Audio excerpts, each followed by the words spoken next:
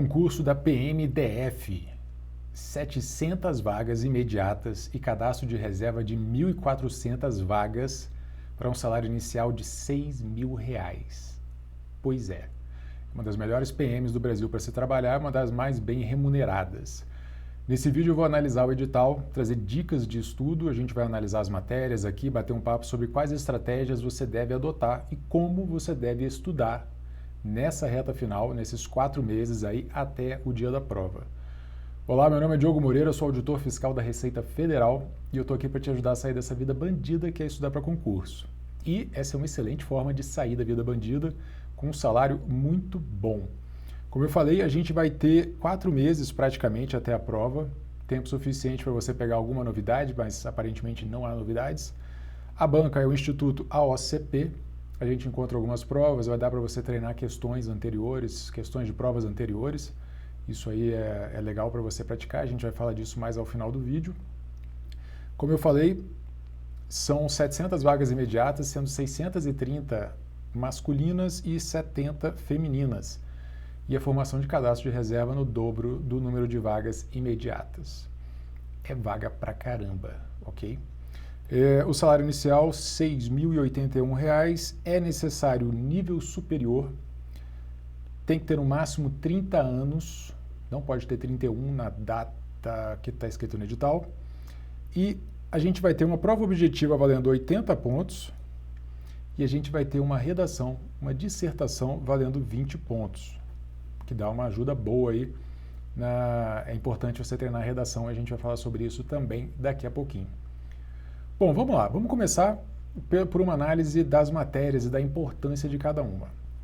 Nessa parte de cima a gente tem a prova de conhecimentos básicos e basicamente são essas matérias aqui, estão descritas no edital, separadas e você tem a pontuação de cada uma. Então a gente vê que língua portuguesa com 10 questões e legislação da PMDF com 10 questões são as duas mais importantes. Todas as matérias têm peso 1, então as de baixo de conhecimentos específicos valem 1 ponto de conhecimentos específicos, vale tanto quanto 1 ponto de conhecimentos básicos. Então as duas matérias mais importantes da prova são português e legislação da PMDF. Em segundo lugar vem matemática e raciocínio lógico, que juntos terão 9 questões. Depois atualidades do DF, atualidades, chamaram de atualidades, mas na verdade é um monte de coisa de história, geografia e não sei o que lá do DF. De atualidades mesmo não tem nada. Assim, de temas atuais e tal, não tem nada. Inglês com 4 pontos. Por que inglês, Diogo? Porque aqui no DF tem um monte de coisa internacional acontecendo com muita frequência. Bom, agora é o seguinte, na prova de conhecimentos específicos, a gente sabe que a gente vai ter 40 questões, elas valem 40 pontos, mas a gente não sabe, o edital não diz quantas questões cada matéria vai ter. Aí, eu dei uma olhada na prova de 2018, a prova anterior da PMDF, e a distribuição entre as matérias foi igual. Naquele caso lá, eram 5 questões para cada uma das matérias de conhecimentos específicos. Como aqui não dava uma divisão igual, eu fiz uma estimativa colocando 6 pontos para algumas matérias, 5 para outras. Eu considero que essas que estão com 6 são as mais importantes, as outras 2 são menos. Talvez seja uma distribuição assim, nos mesmos moldes de 2018, talvez não seja. Não dá para saber. Mas é um bom guia, geralmente eles não mudam muito isso de uma prova para outra. O que isso nos diz? Todas as matérias são importantes, todas elas têm uma pontuação importante nessa prova, mas a gente vai ter que levar em consideração também o tamanho de cada matéria, o número de aulas de cada matéria. Isso aqui eu tirei de um cursinho online, tá? A quantidade de aulas. E a quantidade de aulas em si não importa. O que importa é a diferença, a comparação entre elas. Uma é o dobro da outra, não sei o quê. Mas se o seu curso tem 10, 20 ou 50 aulas, depende de como o curso organiza isso aí. Tá? O importante é comparar as matérias. Então a gente vai ver que para matérias valendo mais ou menos os mesmos pontos, a gente tem algumas matérias que são muito maiores do que outras. E aí fica aquela coisa, o custo-benefício já não é tão bom assim. Por exemplo, Direito Penal, com 31 aulas, e Direito Constitucional e Direitos Humanos juntos com 24 aulas.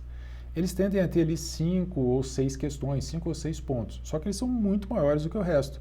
Você pegar um PROC penal com 10 aulas, vai te render a mesma pontuação, provavelmente. Só que você vai gastar 1/3 do tempo que você gastaria para estudar direito penal. O que eu estou falando aqui? Num cenário de escassez de tempo, não vai dar tempo de ver tudo, de estudar tudo, você começa a ter que fazer escolhas. Uma delas é, vou me dedicar mais a qual matéria? Quantas aulas, essas aulas aqui vão virar quantos pontos na hora da prova? Pô, eu vou ter que ler 3 aulas de direito penal para uma aula de processual penal, para ganhar pontos, vamos botar assim. Uma outra análise que você pode fazer, a gente vai falar disso daqui a pouco, é analisar os assuntos cobrados com mais frequência pela banca e dessa forma escolher alguns assuntos. Se não vai dar tempo de ver tudo, dentro da matéria você escolhe. Eu vou estudar metade dos assuntos, a metade que mais cai, por exemplo. Daqui a pouco eu falo mais sobre isso. Bom, a gente tem algumas matérias menores do que as outras, como processual penal, criminologia, mas criminologia eu acho que vai ser talvez menos importante. Na prova anterior ela estava lá em conhecimentos básicos, diga-se de passagem, e a gente tem processual penal militar, direito penal militar e direito administrativo, que são menorzinhos do que os outros dois. E assim, as 13 aulas de direito processual penal militar vão render provavelmente 6 pontos ali em média, que é a mesma coisa do que direito penal ou constitucional e humanos juntos. Na prova anterior, de 2018, direito constitucional e direitos humanos juntos tiveram 5 questões. Foi 3 de constitucional, 2 de humanos, se eu não me engano. Então, as duas juntas tendem a ter ali 5 ou 6 questões realmente, se for mantido o mesmo desenho da prova anterior. A gente não tem uma pontuação mínima por matéria. A gente tem somente pontuação mínima em 2 matérias. Português você não pode zerar e legislação da PMDF você não pode zerar.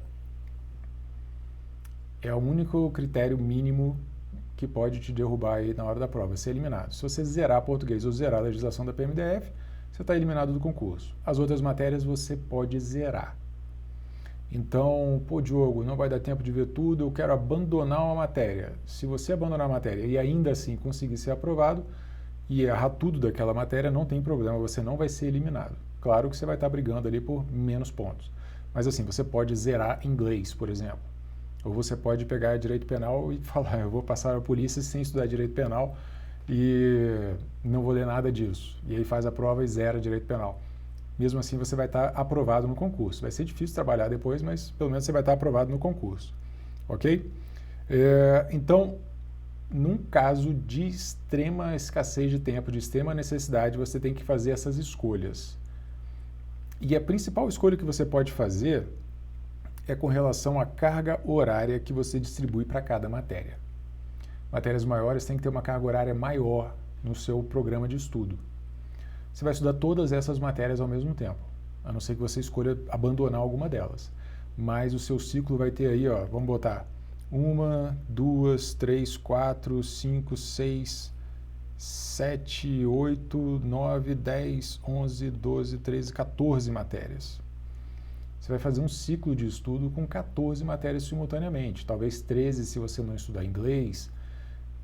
E aqui vocês veem que eu separei matemática e raciocínio lógico e separei também constitucional e direitos humanos. Mas, principalmente, separar matemática e raciocínio lógico é interessante. Você trata como 2 matérias diferentes, porque assim você vai conseguir revisar mais. Mas aí você vai ter um ciclo de estudos com 14 matérias e você vai distribuir a carga horária entre elas. Então, português eu vou estudar 45 minutos. Aí depois eu vou pegar matemática, 60 minutos. Depois raciocínio lógico, 60 minutos. Depois atualidades do DF, só 30, porque é pequenininha. Umas coisas assim. Você vai distribuir desse jeito. Mas, Diogo, eu não conheço nem ciclo de estudos. Então, vamos falar rapidamente o que é um ciclo de estudos. O ciclo de estudos é uma coisa redonda. Deixa eu escrever desse lado aqui. Não, também está apertado. O ciclo, como o nome diz, ele é redondo. Então, você vai girar o ciclo de uma matéria para outra e fica girando assim por todas as matérias. Matéria A, 45 minutos, a segunda matéria 60, a terceira 60. Deu tempo, 60 minutos, você troca de matéria, por exemplo. Então, você estabelece quanto tempo cada matéria vai ter. E você vai estudando pelo ciclo. Onde você parou hoje é de onde você continua amanhã. Eu estava na metade do ciclo, hoje eu estudei as matérias, vamos botar na ordem aqui, são 14. Eu estudei as matérias 5, 6 e 7. Beleza, amanhã você vai pegar as matérias 8, 9, 10 e 11. Do outro dia, 12, 13, 14 e 1. Depois, 2, 3, 4 e 5. Estudando 4 matérias por dia, mais ou menos. Então, você simplesmente vai girando as matérias. Chega uma hora que não tem ordem, não tem começo e fim. É um ciclo. Você vai girando, girando, girando por todas as matérias. Isso é um ciclo. A distribuição da carga horária, como eu falei, é uma das principais ferramentas que você tem na hora de organizar o seu estudo. Presta atenção que isso é importante. Então, matérias maiores, então o tamanho é uma coisa que a gente leva em consideração. Matérias maiores precisam de uma carga horária maior, tanto para ler quanto para revisar. Uma outra coisa que você vai levar em consideração, especialmente quando vai chegando mais perto da prova, é a pontuação. Quantos pontos cada matéria vai valer. Os pontos também são importantes. Matéria que vale mais pontos precisa de mais da sua atenção do que outras. Você não vai gastar tempo para ganhar pouco ponto. Então são coisas que você vai equilibrar no seu planejamento daqui até o dia da prova. Num primeiro momento, o seu objetivo tem que ser cobrir conteúdo programático. É ler tudo que tem que ler, ou estudar tudo que tem para estudar. Então você vai distribuir a carga horária basicamente de acordo com o tamanho. Claro, além do tamanho da matéria, tem quantas aulas inéditas você vai ter que ler, coisas que você nunca viu. Então, tem muita aula inédita, carga horária maior. Tem pouca aula inédita para você, carga horária menor. Matéria já finalizada, carga horária menor. Ok? Deu para entender? Beleza? Então, são todos esses aspectos que você leva em consideração ao mesmo tempo para montar o seu ciclo de estudos. Tá? Uma coisa que é muito importante na sua preparação é você treinar muitas questões, preferencialmente da banca AOCP. Não vai ter tantas assim para algumas matérias, mas para português, matemática, raciocínio lógico, com certeza vai ter. Administrativo, constitucional também. Nas outras eu não sei se você vai ter muitas. Se precisar, você vai ter que pegar questões de outra banca. Pode ser CESP, mesmo que seja de certo e errado, pode ser FCC, bancas maiores, assim, mais conceituadas. Tá? Treinar questões é fundamental. Se daqui até o dia da prova você não estiver fazendo muitas questões, você está estudando errado. Você não está estudando para concurso, você está estudando para outra coisa. Concurseiro faz muita questão, porque no dia da prova você vai resolver questão. Você tem que estar treinando isso, primeiro ponto. Segundo ponto, fazer questões é a melhor forma de revisão. Sim, fazer questões é a melhor forma de revisão. Não faça resumos. Você não vai conseguir cobrir o conteúdo programático se você fizer resumos e você não vai reler os resumos. E, spoiler, eu sou coach para concurso tem 6 anos. Escrever enquanto ler não ajuda na memorização. Tá? Aqui no meu canal no YouTube tem vídeos em que eu mostro estudos científicos mostrando isso, que escrever enquanto lê não faz a menor diferença na sua memorização. Mas toma um tempo desgraçado. Então você vai jogar tempo no lixo se você fizer resumos a partir de agora. Diogo, como é que eu faço então? Basicamente você vai ler a sua aula ou vai assistir a videoaula e vai fazer questões como exercício de fixação. Lê, faz exercícios, lê, faz exercícios. Basicamente isso. Se você puder guardar algumas questões para fazer depois de um tempo e der uma organizada nisso, beleza, fica melhor ainda porque você vai ter vários contatos com aquele assunto. Mas no mínimo termina de ler a aula e faz questões. No mínimo, tá? Mas realmente se puder salvar algumas questões para depois, salva e faz depois de forma organizada. Língua portuguesa, por exemplo, não é a hora mais de pegar teoria de português. Então você vai treinar questões de português. Faz 10 questões do primeiro assunto, vê o que você errou, olha na teoria. Faz mais 10 do segundo assunto, vê o que errou, dá uma olhada na teoria. Você vai ser cirúrgico naquilo que você está com dificuldade. Errou, olhou. Errou, olhou. Acertou a questão, segue adiante. Ah, mas eu não tinha certeza, não interessa. Ninguém nunca tem certeza na hora de fazer concurso. Mas está acertando, está valendo.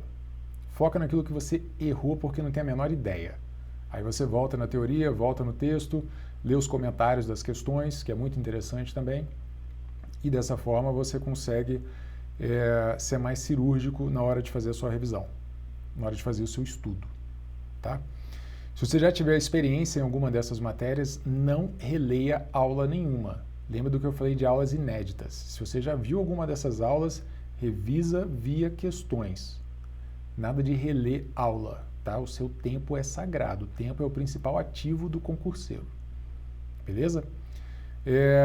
Se você que está assistindo for meu aluno, tanto do coaching quanto do acelerador de estudos, se quiser conhecer o acelerador de estudos, o link está na descrição, dá uma olhadinha, é o meu programa de técnica de estudo, vale a pena. Mas se você for meu aluno do coaching ou do acelerador, eu vou disponibilizar lá na comunidade, nos próximos dias, a análise estatística dos assuntos mais cobrados. Essa aqui não é da PMDF, então não adianta copiar isso aqui. Mas você que é meu aluno vai estar lá na comunidade nos próximos 3 ou 4 dias, vai estar disponível a lista para todas as matérias dos assuntos cobrados com mais frequência pela banca e pela área policial. A gente vai levar isso em consideração na hora de fazer essa análise. E aí, assim, por exemplo, aqui você tem marcados de laranja os assuntos que respondem por 80% das questões. Sim, menos da metade dos assuntos responde por 80% das questões. Então, assim, precisou, são esses assuntos que você vai estudar. Não vai dar tempo de ver tudo, você vai ver os assuntos, pelo menos esses de cima. Talvez a metade de cima, alguma coisa assim. E alguns assuntos de incidência mínima, você não vai, menos de 1% de incidência. Esses aqui você não vai nem estudar, porque não vai dar tempo. Você lê primeiro esses de laranja, que são os assuntos que mais caem. Revisa esses de laranja e depois você olha os outros. Então, você garante que você vai estar bem nesses aqui. A gente conversa sobre isso nas lives do coaching e do acelerador de estudos. Temos lives quinzenais. Se você quiser conhecer o meu programa, o link está na descrição. Acelerador de estudos é o meu programa de técnica de estudos, é minha mentoria em grupo. Eu posso te ajudar a estudar para essa prova dessa forma, ok? Espero que tenha ajudado. Se você gostou desse vídeo, clique em curtir, por favor. Se inscreva no canal se você ainda não se inscreveu, porque tem sempre mais análises. Sai concurso bom, eu faço análise aqui trazendo dicas e aproveita para maratonar o canal. Você vai ver vídeos sobre ciclo, revisões, técnicas de estudo variadas, disciplina, organização pessoal e um monte de coisa. Espero que tenha ajudado. E é isso, um grande abraço e até a próxima. Tchau, tchau.